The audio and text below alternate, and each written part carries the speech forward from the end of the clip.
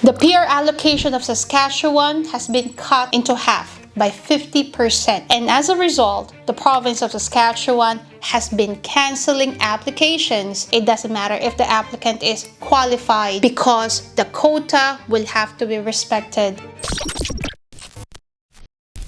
The federal government has cut the SINP, or the Saskatchewan Immigration Nominee Program, into half by 50%. As a result, Saskatchewan canceled many of the PR applications it received, and mostly are applications from overseas, from people who are outside the country. Saskatchewan will focus its nominations to people who are already in Canada, and to those who have got occupations that are within the in-demand sectors in the province. So let's tackle this one step at a time. Who will benefit and who will not benefit from this kind of restrictions? If you are a person, an applicant for PR in Saskatchewan, and you are outside of Canada, unfortunately, you will not be part of the priority invitations by the government of Saskatchewan. As a matter of fact, the government of Saskatchewan will refuse to invite you, full stop, because the government of Saskatchewan will focus its invitations to people who are already in Canada. 75% of its allocation will focus on occupations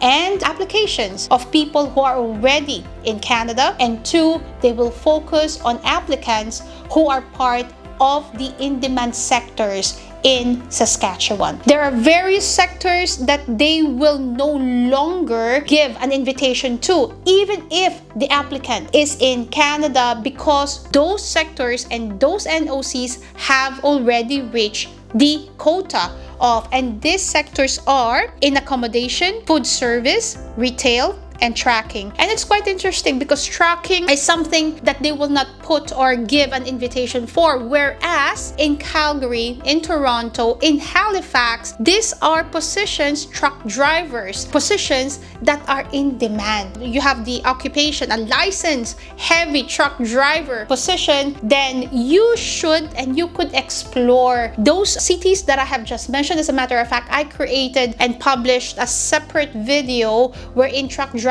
are really in demand, and you should watch this video. And I have tackled various cities that could be potential city for you to explore for your PR pathway. The in-demand sectors, or what they call the critical sectors that Saskatchewan will focus on, are in agriculture, in healthcare, and skilled trades. If you will go to Quest Jobs, guys, we actually included the health talent pathway in the portal, and all of the jobs listed in the health talent pathway are all eligible NOCs, because not all NOCs in the healthcare industry are created equal. As long as SINP is concerned, there are certain NOCs that are eligible, there are certain NOCs that are not eligible, and therefore what we did with the health talent pathway is we categorized and we look at the different NOCs that are eligible, and we put all of those jobs together at Quest Jobs. And the thing is, we do not stop there, because there are certain qualifications as well, as long as companies concerned. Not all companies are eligible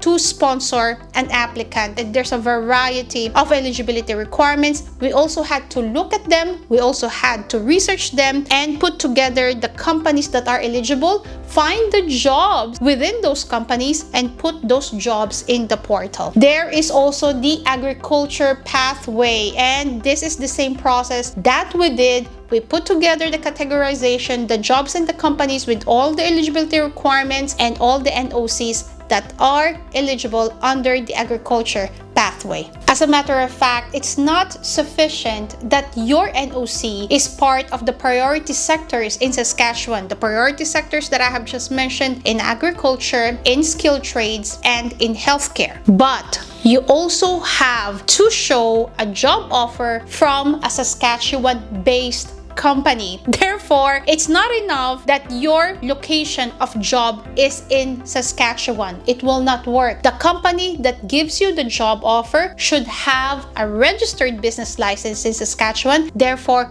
an actual office, physical location in Saskatchewan. That's number 2. And number 3, the job occupation or the job offer should be in one of those priority sectors. If we put these changes into perspective, Saskatchewan is only allocated with 3,600 PR nominations for the year 2025. If you compare this, or if we compare this to Ontario, which is projected to issue 18,300 nominations for 2025, the disparity is huge. But we also have to consider the amount of competition, the amount of economy, the GDP, the production, how competitive the market is in terms of jobs. Definitely, the economy of Saskatchewan is absolutely not as big as the economy of Ontario, but 3,625 to be very exact is the lowest PR allocation Saskatchewan has ever received since 2009. And so with all of these changes, with all the restrictions, with all the quota, with the federal government actually mandating that the province focus on people and applicants who are already inside Canada, with all of this put together, what does it mean to you? What does it mean to every immigrant? What can you do to receive that coveted PR invitation? And one of the things really is for you to focus on the industries or the sectors that are in demand. Have an apprenticeship. I published a video in the past wherein the federal government allows temporary foreign workers now to study even without a study permit, even if the study is more than 6 months, and you have to take advantage of that. Yes, there will be additional costs to it. These are costs that you have to consider as investments because this is your PR future. Another factor or another pathway that you can explore is the French mobility program. As a matter of fact, I will create a separate video about the French mobility program. But in summary, the French mobility program essentially is a great pathway for a work permit holder to extend his or her work permit. This is not a PR direct pathway. It is a work permit pathway, but it is very lenient. The government of Canada is focusing on the Francophone speakers. And yeah, the fact is you have to learn to speak French. This is a level 5 requirement Francophone mobility program, and I will get into details on this mobility program on my next video, so you have to watch out for that.